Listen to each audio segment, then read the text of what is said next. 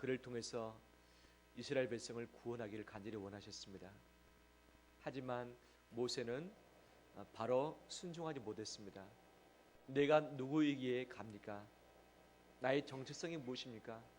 나의 형편 주께서 아시지 않습니까? 나는 아무것도 아닙니다. 왜 나를 보내시고자 원하십니까? 물었습니다. 하나님의 대답은 내가 너와 함께 가겠다라는 말씀이었습니다. 또 모세가 답합니다. 하나님, 제가 갈지라도 저의 말을 듣는 사람들이 내 말을 믿어주지 않을 터인데 어떻게 합니까? 그때 주님께서 응답 주신 것이 바로 지팡이를 능력 있게 하시고 손에 능력을 부으셨습니다. 이 정도 됐으면 모세가 하나님께 가겠다고 말을 해야 마땅할 것입니다. 하지만 모세가 여전히 하나님께 응답하지 못하고 또 다른 핑계를 댑니다. 그 핑계의 내용이 무엇이죠? 하나님, 나는 본래 말을 잘 못합니다. 입이 뻣뻣하고 혀가 둔한 자입니다. 즉 말을 빨리빨리 조리있게 하지 못하고 느릿느릿하게 하면서 말의 설득력, 그 힘이 없다는 것을 모세가 알고 있고 이것을 하나님께 말씀을 드리고 있습니다. 그랬더니 하나님께서 내가 내 입과 함께 하겠다 말씀해 주셨지만 모세는 보낼 만한 사람을 보내셔서 하나님이 진노하십니다. 내가 너를 위해서 이미 아론 준비해 놓았다. 내가 너의 입과 아론의 입이 함께 있어서 보낼 터인데 너는 이제 가라 말씀하신 것이 오늘 본문의 내용입니다. 모세는 세 차례에 걸쳐서 하나님의 명령을 거역합니다. 내가 누구에게 갑니까? 저들은 나의 말을 듣지 아니할 것입니다. 그 다음에 내 입이 뻣뻣하고 내 말이 둔합니다 라고 이야기를 해야 됩니다. 이 세 가지의 주제를 종합해 보면 모세가 집중되어 있는 바로 그 대상이 있습니다. 누구죠? 자기 자신이죠. 내가 누구이기에 내 말을 믿지 아니할 것입니다. 바로 나는 내 입이 뻣뻣하고 둔한 사람입니다. 자기 자신에게 집중되어 있어서 하나님의 명령에 순복하지 못하고 질질 끌려가고 있는 그런 모양새가 나옵니다. 이러한 모세의 부분에 있어서 하나님의 응답하심을 보면서 하나님이 나에게 어떤 분이신가를 알고서 다시 한번 용기와 위로를 얻는 우리 되길 원합니다. 모세의 말 나는 입이 뻣뻣하고 혀가 둔합니다 라고 했을 때에 11절에 하나님께서 응답을 하시죠. 여호와께서 그에게 이르시되 누가 사람의 입을 지었느냐? 누가 말 못하는 자나 못 듣는 자나 눈 밝은 자나 맹인이 되게 하였느냐? 나 여호와가 아니냐 말씀하십니다. 모세는 분명 자기의 연약함, 부족함, 핸디캡에 집중해서 자기의 입과 말에 대해서 이야기를 하고 있습니다. 하지만 하나님의 응답은 뭐냐면 이 모세의 부족한 말과 입에 대해서 말하지 않고 너의 입과 말을 지었던 자가 누구인가에 대해서 말씀을 하고 있는 거죠. 너의 입을 지은 사람이 누구냐? 지은 자가 누구냐? 누굽니까? 하나님인 것을 말씀해 주고 있습니다. 하나님의 응답은 모세의 부족한 말과 입에 관련된 것이 아니라 이것을 통치하고 창조하시고 다스리실 수 있는 하나님께 있음을 분명히 보여주고 있습니다. 우리의 문제는 내 연약함 가운데서부터 시작됩니다. 분명합니다. 이 세상이 아무리 험난하고 어려운 가운데 있을지라도 내게 능력이 있으면 힘이 있으면 감당을 할 수 있습니다. 하지만 이 세상의 어둠과 죄와 여러 가지 문제 가운데 우리가 두려워서 뒤로 물러서는 이유가 무엇인가? 나의 부족함 때문이 아니겠습니까? 내 능력과 세상을 비교한 나머지 내 현재 형편과 세상이 닥쳐오는 그런 파도를 보면서 뒤로 물러서는 것이 우리의 모습일 것입니다. 우리의 습관은 늘 내 자신에게 집중됩니다. 내 자신의 부족한 것, 내 자신의 능력 없는 것, 내 자신의 핸디캡에 집중되어서 하나님을 좀 더 바라보고 의지해야 할 텐데 그러지 못하는 것이 우리의 현 주소일 것입니다. 따라서 합니다. 문제는 세상에 있고 해답은 하나님께 있다. 이것을 말씀하신 거죠. 문제는 세상에 얼마든지 많이 있습니다. 이 문제 해결하면 저 문제가 있고 그 산 넘으면 또 다른 산이 있고 이 강 넘으면 또 다른 강이 우리 앞길 다 너희도 했습니다. 그 모든 것을 넘고 건너고 해결하다 보면 인생 끝납니다. 끝납니다. 문제에 집중할 때 우리는 해답을 절대 찾을 수 없고, 그 문제를 풀 수 있는 해답을 특히 우리 자신 안에서 찾을 때는 더구나 해답이 없습니다. 자포자기하게 되어지고 낙심하며 좌절할 수밖에 없습니다. 모든 문제의 해답은 내 안에 있지 않고 세상에 있지 않고 오직 하나님께 있습니다. 그 하나님은 창조주시며 우리를 다스리시고 연약함 가운데서도 우리를 힘있게 만드실 수 있는 분이기 때문에 하나님만이 우리의 해답인 줄 믿습니다. 사업장에 문제 있습니까? 문제 해답은 하나님께 있습니다. 우리 자손에 문제가 있습니까? 자손의 해답은 하나님께 있습니다. 내 인생과 우리 교회에 문제가 있습니까? 한국계 어려움들이 있습니까? 해답은 오직 하나님께 있습니다. 이 세상에서 우리 공동체 안에서 내 자신 안에서 그 해답을 찾으려고 할 때마다 우리는 낙심만 하게 될 것이고 뒤로 물러가서 침륜에 빠질 수밖에 없습니다. 모든 것의 해답은 하나님 그분밖에 없습니다. 바로 이럴 때 하나님께서는 모세에게 좀 더 구체적인 응답을 주십니다. 그 응답이 뭐냐? 12절 말씀입니다. 같이 읽겠습니다. 시작. 이제 가라. 내가 내 입과 함께 있어서 할 말을 가르치라. 15절 말씀도 읽어볼까요? 시작. 너는 그에게 말하고 그의 입에 할 말을 주라. 내가 내 입과 그의 입에 함께 있어서 너희들이 행할 일을 가르치라. 아멘. 하나님의 구체적인 응답입니다. 함께 있겠는데 어디에 함께 있겠다고 말씀하시죠? 내 입과 함께 있겠다고 말씀하시죠. 모세의 말은 무엇이었습니까? 변명은 나는 입이 뻣뻣하고 말을 잘 하지 못합니다.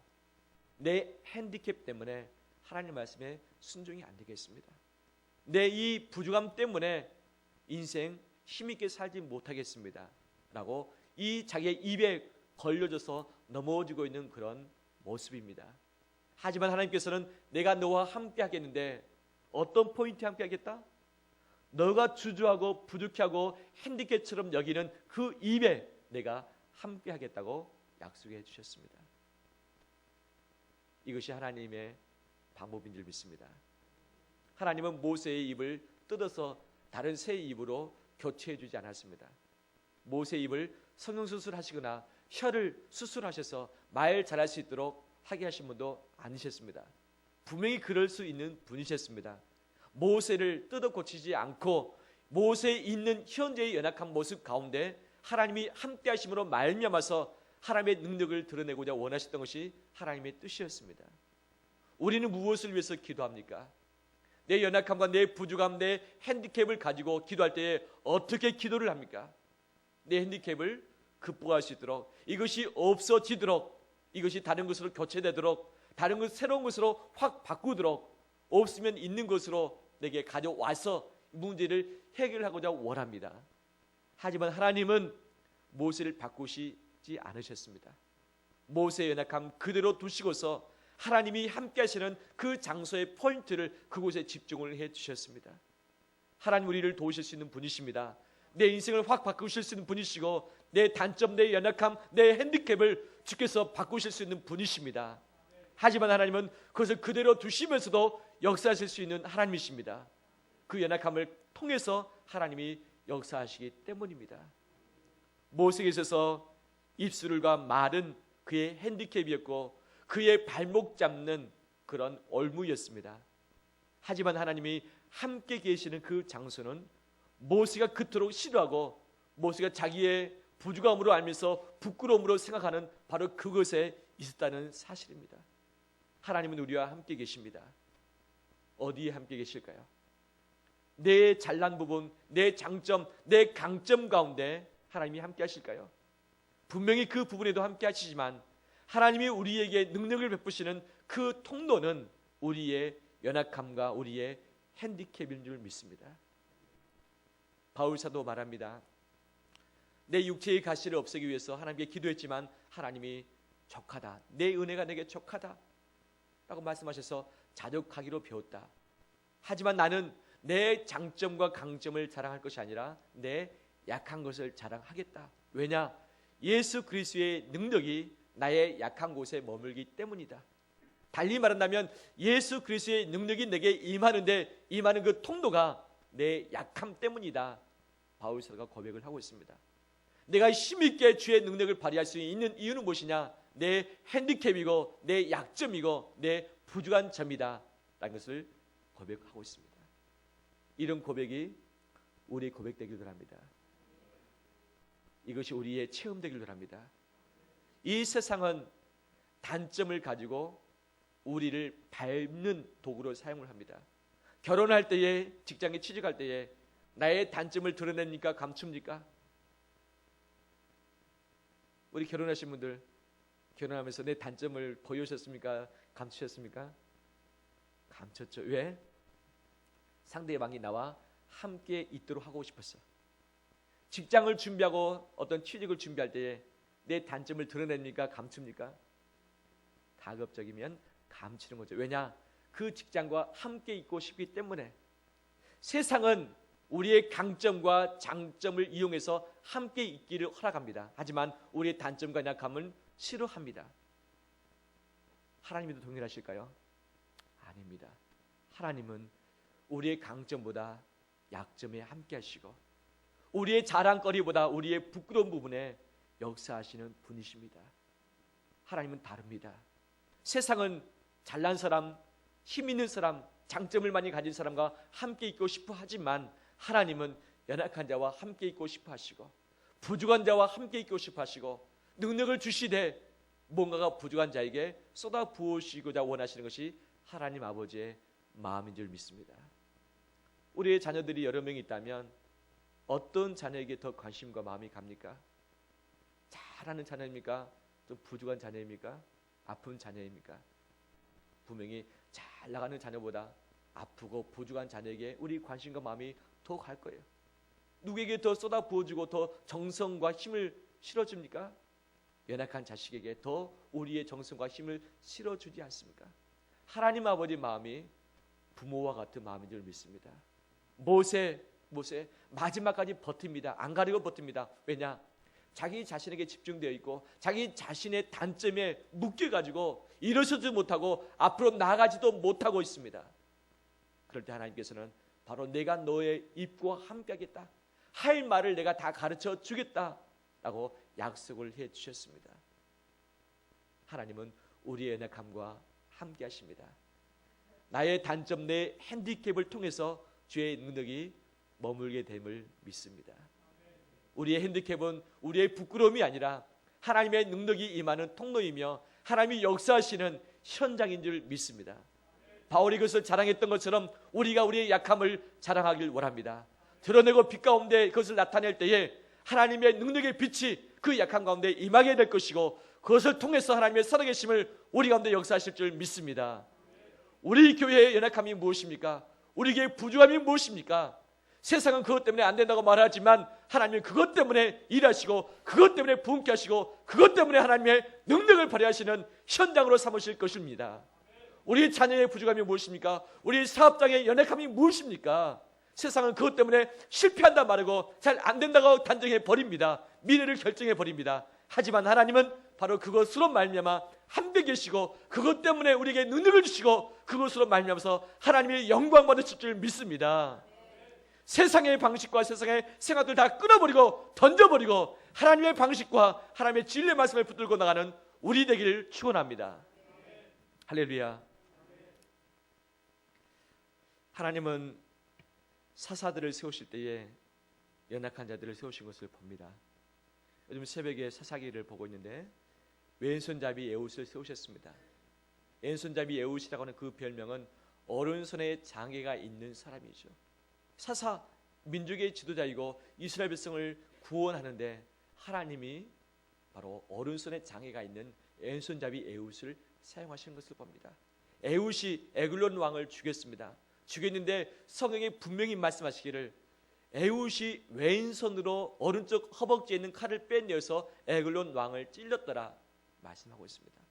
에웃은 왼손잡이라고 하는 그런 치명적인 그런 부끄러운 별명을 가지고 살았던 사람이었습니다. 하지만 하나님의 능력의 구원이 무엇을 통해서 역사되었는가? 그토록 자기의 별명으로 말미암아 부끄러움을 당하고 있는 그 왼손잡이 왼손으로 말미암아서 이스라엘을 구원했고 하나님의 살아계심을 나타내었습니다. 우리가 무엇 때문에 세상으로부터 지탄을 받고 있고 무엇이 부족해서 세상으로부터 우리가 어려움을 당합니까? 하나님은 바로 어려움을 당하고 있는 그 부분, 세상으로부터 지탄받고 있는 그 부분을 통해서 구원하실 것이고 하나님의 영광을 나타내실 줄 믿습니다. 할렐루야. 요셉은 가족을 잃어버렸습니다. 하루아침에 가족을 다 잃어버렸습니다. 아빠와 함께 있었고 형들과 함께 있었었던데 요셉이 함께 있던 가족을 다 흩어져버리고 멀리 헐헐단신으로 종으로 팔리고 말았습니다. 아무도 그의 편이 아닙니다. 그렇지만 그때 요셉이 어떻게 살아서 버팁니까? 누가 요셉과 함께 하십니까? 하나님이 요셉과 함께 하시네. 요셉의 가장 큰 핸디캡은 가족이 없다는 핸디캡이었습니다. 아무도 그와 함께하지 못한다는 것이 그의 큰 핸디캡이었지만 모세가 하나님의 형통함을 맛보고 나중에 총리로서 귀하게 쓰임받는 그 결정적인 증거는 무엇이냐? 함께이지 않습니까? 하나님이 함께 하시더라. 그의 가장 연약한 부족한 부분에 하나님은 역사하시사 요셉을 귀하게 들어 사용하신 줄 믿습니다. 모세는 또 이렇게 말합니다. 13절에 모세가 이르되 오 주여 보낼 만한 자를 보내소서 말합니다. 보낼 만한 자를 보내소서. 못 가겠다는 거죠. 하나님은 14절에 여호와께서 모세를 향하여 어떻게 하시죠? 노하여 이르시되, 하나님이 화를 내십니다. 모세야 이 정도면 되지 않았느냐? 왜 못 간다고 계속하느냐? 화를 내시면 그리고 나서 내 형 말 잘하는 아론을 너에게 붙여줄 터인데 그가 너를 대신해서 말을 하게 될 것이다. 그와 함께 가면 된다라고 하면서 두 번째 응답을 해주셨습니다. 하나님은 진노하셨습니다. 모세 무엇 때문에 진노하십니까? 모세의 무능력 때문에 진노하십니까? 말 잘 못하는 것 때문에 진노하십니까? 모세 가진 것 없기 때문에 진노하십니까? 아니었습니다. 모세의 무엇 때문에? 불순종 때문에 진노하십니다. 하나님은 우리의 단점과 연약함 때문에 진노하시기보다 우리가 하나님께 불순종할 때에 진노하시는 분임을 믿습니다. 하나님께는 우리의 단점과 연약함이 하나님이 쓰신 데는 전혀 어려움이 없습니다. 애로점이 없습니다. 왜냐?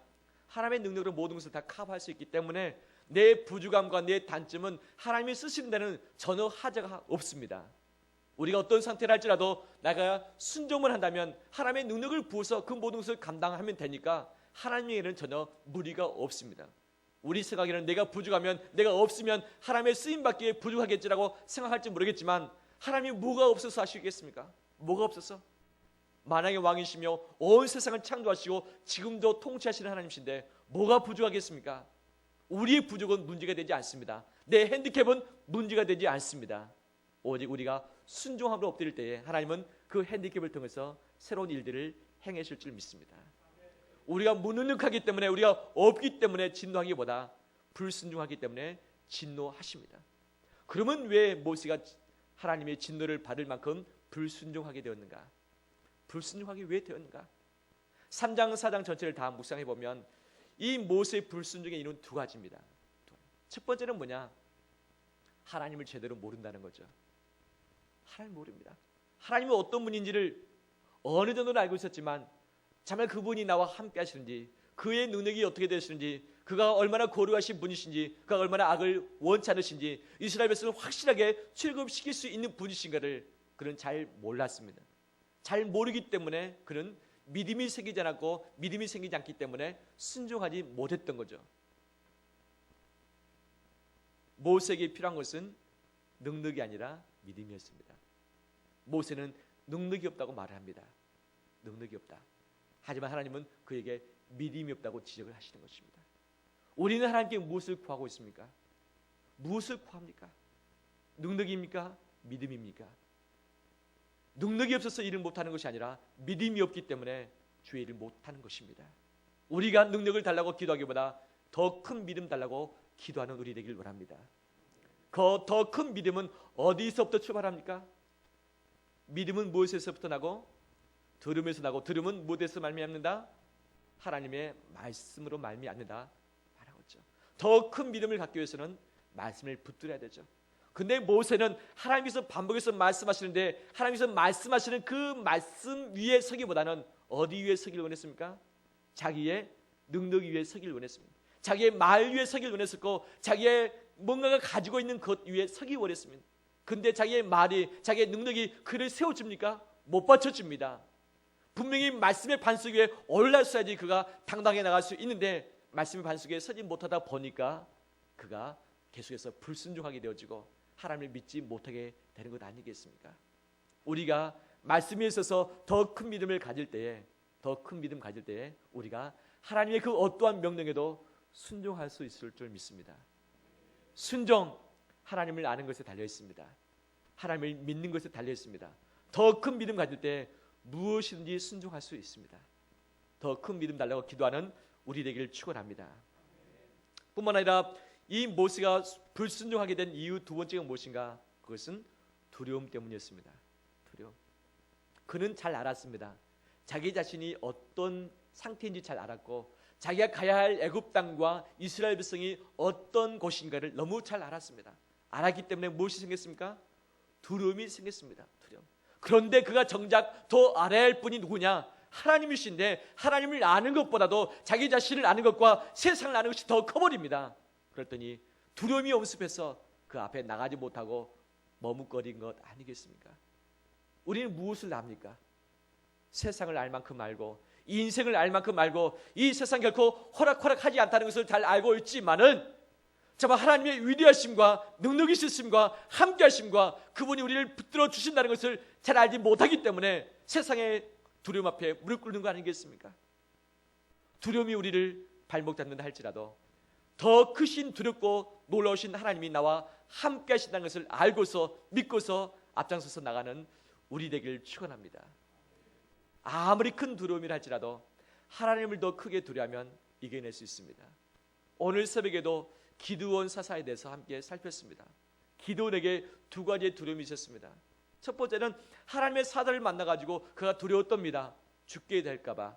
하나님이 안심하라, 너가 죽지 아니할 것이다 말씀하시면서 한 가지는 명령하십니다. 기드온아, 너 집 안에 있는 우상 있지 않느냐? 바알 제단 가서 깨트려라. 그 옆에 있는 아세라 목상 가서 깨트려서 그 나무 가지고 산 꼭대기에 올라가서 내게 번제를 드려라 명령합니다. 근데 이 기드온이 두려워합니다. 아버지가 두렵죠. 아버지 것인데 또한 그건 아버지 것뿐만 아니라 마을 모든 그 백성들이 함께 섬기는 우상 단지였습니다. 사람들이 두려웠습니다. 이 두 가지 두려움이 그에게 엄습을 한 거예요. 기도는 선택은 어떤 선택을 했을까요? 사람을 향한 두려움입니까? 하나님을 향한 두려움입니까? 하나님을 향한 두려움을 선택해서 밤에 가가지고 그 바알 신상을 깨트려 버리고 아세라 목상을 깨트려서 그 나무 가지고 하나님께 불살해서 번제를 드립니다. 누가 뒷감당 해주셨습니까? 백성들이 누가 했느냐 죽이겠다고 나섰지만 하나님이 기도를 보호하시사 테스트를 받고 난 다음에 더 위대한 일을 그에게 맡겨주셨습니다. 누구를 두려워합니까? 무엇을 두려워합니까? 세상을 두려워할 때 세상 앞에 무릎 꿇게 될 것입니다. 하지만 하나님을 두려워할 때에 하나님의 능력을 맛보게 될 것입니다. 세상이 두려워서 세상과 타협하지 않길 원합니다. 부정직과 거룩하지 않는 것에 미혹돼서 넘어져 있지 않길 원합니다. 사람이 두려워서, 물질이 두려워서, 직장이 두려워서 하나님의 백성으로서의 삶을 포기하지 않길 원합니다. 하나님을 두려움으로 당당하게 나갈 때에 하나님 우리를 책임져 주시고 우리를 더 크게 사용하실 줄 믿습니다. 말씀을 마무리합니다. 하나님은 모세의 핸디캡 가운데 함께 하시겠다고 약속하시고 그것 때문에 두려워하지 말라고 분명히 약속하셨습니다. 우리의 두려움의 대상 오직 하나님이길 원하며 우리 하나님을 믿고서 순종함으로 나가는 우리 되길 원합니다. 하나님의 마지막 맺은 말씀이 17절입니다. 17절 말씀 같이 읽어볼까요? 너는 이 지팡이를 손에 잡고 이것으로 이적을 행할지니라. 아멘.